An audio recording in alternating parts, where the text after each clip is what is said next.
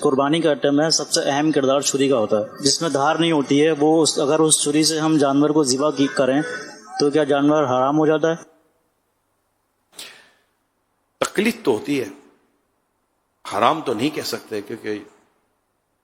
اصل میں رگوں کا کٹنا ہے، رگوں کا اگر رگیں کٹ گئیں تو ٹھیک ہے، لیکن اگر کند چھری ایسی ہے کہ اس کے رگڑنے سے رگیں نہیں کٹیں اور تکلیف کی شدت کی وجہ سے، زور کی وجہ سے اگر جانور مرا تو پھر وہ حرام ہو جائے گا۔ لیکن عام طور پہ اتنی کند چھری ہوتی نہیں، لیکن بعض فتاوی اس طرح کے موجود ہیں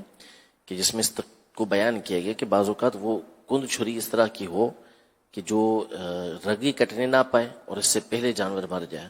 تو پھر یہ حرام کر دے گا جانور کو، لیکن عام طور پہ اس طرح ہوتا نہیں ہے۔ اگر چھری ایسی ہے کہ جس کی بنیاد پر 4 یا اکثر رگیں کٹ گئیں تو پھر اس صورت میں جانور ذبح ہو جائے گا، جانور حلال ہو جائے گا۔